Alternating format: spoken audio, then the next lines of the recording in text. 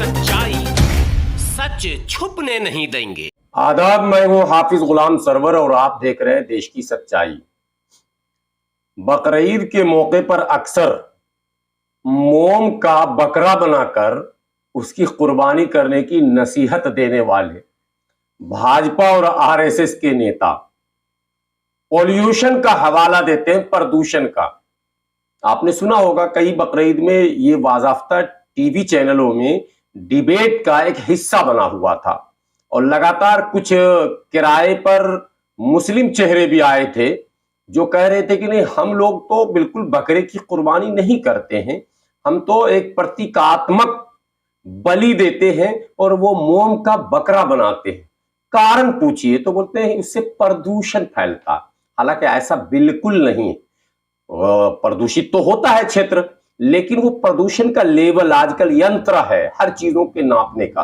हाँ, एक चीज का यंत्र नहीं निकला, उसके दिमाग में, किसके दिमाग में कितना भूसा भरा है और कौन कितना देश के प्रति नफरत रखता है, इसका एक मशीन नहीं निकला है। और यही वजह है कि जो सबसे ज्यादा नफरती है वही राष्ट्रभक्त बने फिर रहे हैं। काश के वो मशीन भी निकल जाता तो नाप लिया जाता। बात बात पर सुप्रीम कोर्ट का दरवाजा खटखटाने वाले और स्वयं सुप्रीम कोर्ट के वकील और बात बात पर पीआईएल, ट्रिपल तलाक पर पीआईएल, हलाला पर पीआईएल, गुजारा भत्ता पर पीआईएल, तलाक अहसन पर पीआईएल और ना जाने किन किन मुद्दों पर, जनसंख्या पर पीआईएल। 1000 सुप्रीम कोर्ट के समय को बर्बाद करने वाले ये जो नेता है 1000 पीआईएल डाले हुए, और वो सब का सब सिर्फ और सिर्फ मुसलमान और इस्लाम के खिलाफ।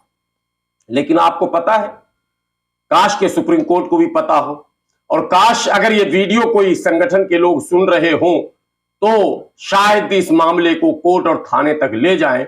इस दिल्ली में पिछले कई वर्षों से वाज़ाफ्ता माननीय उच्चतम न्यायालय का आदेश है। आदेश यह है कि दीपावली में दिल्ली और एनसीआर में किसी भी प्रकार से पटाखे नहीं फोड़े जाएंगे।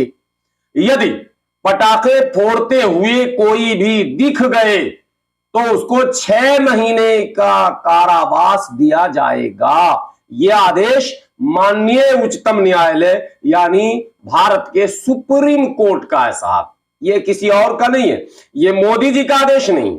और ये इस समय ट्विटर पर ट्रेंड कर रहे फर्जी औरंगजेब यानी कि केजरीवाल का भी नहीं है, जिसे भारतीय जनता पार्टी के लोग और आरएसएस के लोग इस समय ट्विटर पर औरंगजेब कह रहे हैं, उसका भी आदेश नहीं है। आदेश ये माननीय उच्चतम न्यायालय का है। अब सोचिए कि माननीय उच्चतम न्यायालय का आदेश दिल्ली और एनसीआर को लेकर अगर ये है कि पटाखे अगर कोई भी फोड़ता हुआ दिख गया तो उसे 6 महीने की सजा होगी, चूंकि इससे महानगर इतना ज्यादा प्रदूषित होता है कि लोगों का जीना दोभर होता है। और जिंदगी सबसे बड़ी चीज है।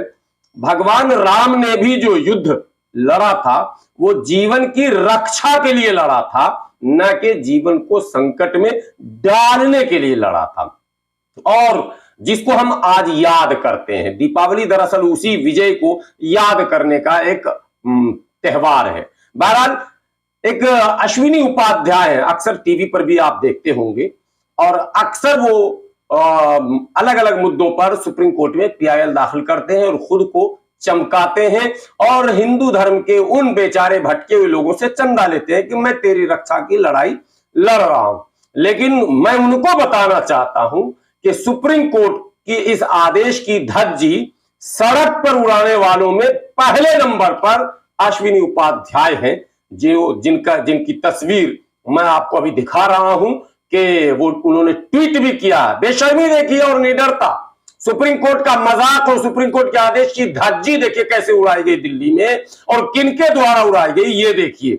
मैं दरमियान में एक बात कह दूं, अगर ये त्योहार मुसलमानों का होता, एक हफ्ते टीवी चैनलों में चलता कि ये मुसलमानों का त्योहार, ये पटाखे और बम फोड़ने की ट्रेनिंग, ये तो बिल्कुल तालिबानी मामला है और ये जिहाद की तरबियत दी जा रही है, लगता है ये त्योहार ही इसीलिए है। इसलिए बात कह रहा हूं कि कुर्बानी के मौके पर कुछ कथित तौर पर हिंदू कहे जाने वाले लोग और कथित तौर पर हिंदू की रक्षा के नाम पर चंदा उगाने वाले लोग अक्सर कहते हैं कि ये छुरे और तलवार खरीदने का एक मौका इन्होंने निकाला है और जानवर को ये कत्ल करके इंसान के कत्ल करने की ट्रेनिंग ले रहे हैं। इस तरह की बातें बाकायदा ऑन रिकॉर्ड कही गई है। तो अगर दीपावली कहीं से मुसलमानों का त्योहार हो जाता तो क्या कहा जाता? यही कहा जाता बम जिहाद, यानी ट्रेनिंग हो रही है और यहां छापेमारी की गई और यहां जो है तालिबान कनेक्शन, यहां आईएसआई कनेक्शन। लेकिन यहां देखिए आप, सुप्रीम कोर्ट के धज्जी उड़ाने का जो पूरा खुला मामला हुआ है, पूरी तरह से धज्जी उड़ा दी गई साहब, पूरी तरह से। और बाकायदा वीडियो शूट करके ट्वीट किया गया है कि साहब ने तो मना किया था, लेकिन इंद्रप्रस्थ को भी अयोध्या के जैसा हमें दिखाना था, इसके लिए हमारे बच्चों ने यह काम किया। और ये अश्विनी उपाध्याय ने ट्वीट किया और वो माने इंद्रप्रस्थ यानी दिल्ली को अयोध्या दिखा रहे हैं, जबकि दिल्ली में सुप्रीम कोर्ट का आदेश है, दिल्ली और एनसीआर में किसी भी तरह से पटाखे नहीं फोड़े जाएंगे और अगर फोड़ता हुआ कोई दिख गया तो 6 महीने का उसको जो है जेल में होगा, 6 महीने की सजा होगी। तो अब सवाल सुप्रीम कोर्ट से भी है कि साहब 6 महीने की सजा अश्विनी उपाध्याय को कब मिलेगी, कब गिरफ्तारी होगी, कब एफआईआर होगा, इसकी प्रतीक्षा कीजिए। लेकिन दूसरे चेहरे हैं। पिछले कुछ महीनों पहले दिल्ली पुलिस ने उन्हें बचा लिया था, पंजाब पुलिस उन्हें घसीट कर लेकर जा रही थी रास्ते से, दिल्ली और हरियाणा की पुलिस ने जबरन उसे छुड़ा कर लाया। नाम है तजिंदर सिंह बग्गा। तो मैंने बग्गा देखे हैं तो सरदार, लेकिन ये असरदार नहीं है, ये अपने समाज के भी बागी हैं, अपने धर्म के भी बागी हैं।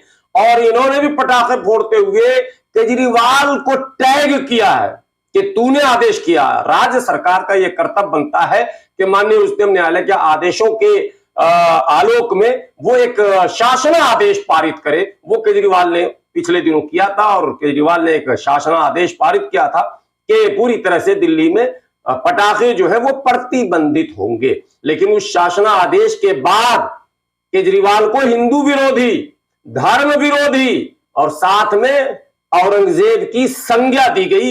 ये किसी और ने नहीं दिया, ये कथित तौर पर हिंदू कहे जाने वाले या कथित तौर पर राष्ट्रभक्त और कोर्ट की दुहाई देने वाले और कोर्ट की आड़ में इस्लाम पर और दूसरे धर्मों पर हमला करने वाले, पीआईएल लगाकर दूसरे धर्म के लोगों को या यूं कहे कि पूरे देश के लोगों को उलझाकर रखने वाले, ये वो गिरोह, ये टुकड़े टुकड़े गिरोह नहीं है, ये उलझाओ गिरोह के सारे सदस्य हैं जो पूरे देश को उलझा चुके हैं, पूरे टीवी चैनल को उलझा चुके हैं, पूरी डिबेट को उलझा चुके हैं। उसी में से ये तजिंदर सिंह बग्गा भी है। इन्होंने भी ट्वीट करके केजरीवाल को टैग किया है और ये कहा है कि भाई साहब आपका आदेश तो अपनी जगह है, हम आपको औरंगजेब मानते हैं, इसलिए आपके आदेश को नकारते हैं। आप हिंदू विरोधी हैं और हम पक्के हिंदू भी हैं और पक्के हिंदुस्तानी भी है, इसलिए लीजिए हम पटाखा फोड़ रहे हैं। यानी सुप्रीम कोर्ट का आदेश उनके लिए कोई माने नहीं रखता है। साहब एक है अमित मालवीय है, नाम सुनते जाइएगा, ये आईटी सेल से जुड़े हुए हैं अमित मालवीय, आप लोगों ने नाम सुना हो, अक्सर ये चर्चे में रहते हैं। इन्होंने भी ट्वीट किया, कोई पीछे हटने को तैयार नहीं है, इन्होंने भी ट्वीट किया। और एक नाम तो भाई दिल्ली में सभी जानता है और तब से ज्यादा जानता है जब से डोनाल्ड ट्रंप आए थे दिल्ली, और उसके बाद उन्होंने दिल्ली में डीसीपी और एसीपी की मौजूदगी में पुलिस अफसरों को धमकाते हुए कहा था कि इन मुसलमानों को अगर सड़क से तुम नहीं हटाओगे सीएनआरसी के धरने पर तो मैं खुद ही इन्हें हटा दूंगा। और वो काम कपिल मिश्रा ने करके दिखा भी दिया, पूरी दिल्ली को जला भी दिया और आज तक वायु प्लस सुरक्षा के बीच घूम रहा है। यह है भारत का कानून और भारत की अदालत और भारत की पुलिस। सारे भारत के लोग देख रहे हैं कि कपिल मिश्रा उस दंगा भड़काने से लेकर और इस सुप्रीम कोर्ट के आदेश को धत्ता बताने तक वाई प्लस सिक्योरिटी में घूम रहा है। सुप्रीम कोर्ट का आदेश है साहब, सुप्रीम कोर्ट का, किसी मुसलमान का नहीं, किसी सिख का नहीं, किसी ईसाई का नहीं, किसी राजनेता का नहीं, किसी राहुल का नहीं, किसी केजरीवाल का नहीं, किसी ममता का नहीं, सुप्रीम कोर्ट का आदेश है। सुप्रीम कोर्ट का आदेश है कि जिसने भी दिल्ली एनसीआर में पटाखे फोड़े उसे 6 महीने का जेल दिया जाएगा। और कपिल मिश्रा ट्वीट करके कहते हैं कि पटाखा तो फोड़ना हमारा धार्मिक माने जिम्मेदारी है और हम इससे पीछे औरंगजेब के कहने से नहीं हट सकते हैं। इसका मतलब दो बातें हैं, क्या सुप्रीम कोर्ट औरंगजेब है कपिल मिश्रा की नजर में? आदेश तो सुप्रीम कोर्ट का था, तो फिर कपिल मिश्रा ने औरंगजेब का नाम उसमें क्यों जोड़ा? इस तरह की हरकतें दिल्ली में खुलेआम हुई हैं। जो दीपावली कल गुजरी है रात, उसमें, और ये पूरे ट्वीट भरे हुए हैं, भाजपा के अनेकों नेताओं के ट्वीट हैं।